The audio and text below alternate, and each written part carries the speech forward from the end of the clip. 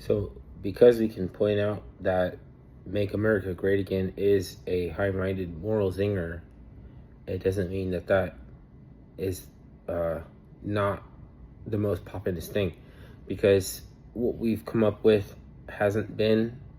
But I will tell you that Obama, it wasn't before, before the change you can keep, he was saying something a little different. It was like give back and no get back or something like that. It's not the end all be all. It's not the cure all to all social ails. But it was a high minded moral zinger. So, you can say, hey, that's just a high minded moral zinger. What are you doing there? What do you think you're fooling? What are you playing at? I know a high minded moral zinger. It wasn't a bad thing. When everything else that you have falls short of being able to accomplish that, then those people cannot fuck with a high-minded moral zinger. Like, the more they mess with it, the more they make it more powerful. So, Make America Great Again became more powerful than give back, not get back. Because there was one guy, I don't know his name, but he was a really popular character at the time that Obama was elected. And he was like so happy that it was going to be give back, not get back. We were not going to take it on petty level. He was excited. They wanted to do good. And they got controverted with a sloganeering term like stay focused on your resolve. Like change you can keep. Like resist oligarchy. You know what I mean? Those are not high-minded moral zingers. Those are only trying to fiddle with something that you can identify as just being as a high-minded moral zinger. Since we know what that is, and we know that that is just like that's like, we can be a little bit more candid. Then we don't have to use this. If we knew each other, we wouldn't be talking to each other using high-minded moral zingers. But since we can't relax the atmosphere of it, we know what works, and anything short of that is not. And because it's not, it doesn't matter whether it rings good or sounds good.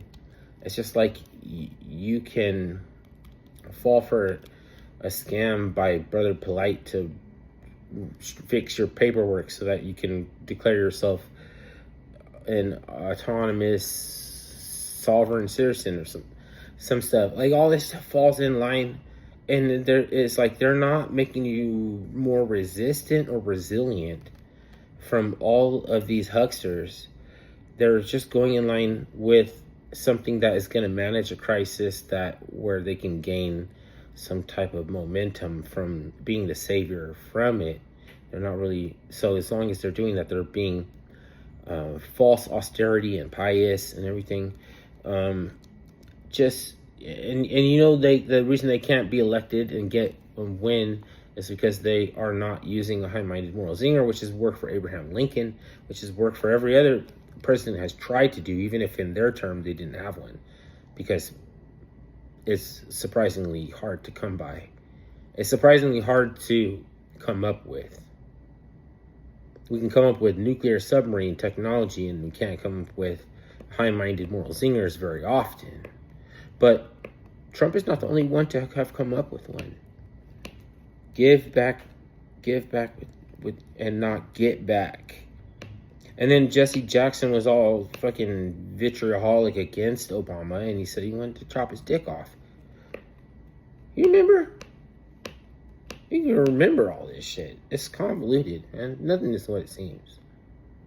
There's no safe way to categorize people. The only interest of categorizing people or compartmentalizing people is to dismiss their logic, to move on with the more expedient, a more suggestive way to affect the masses than going right up and down the middle.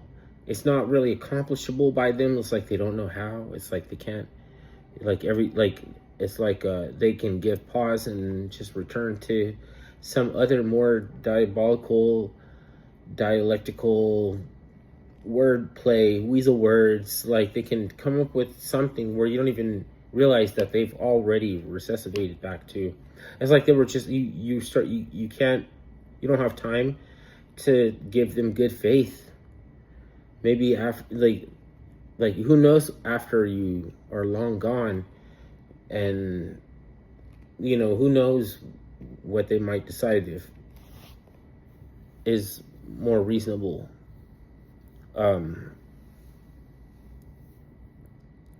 Logical.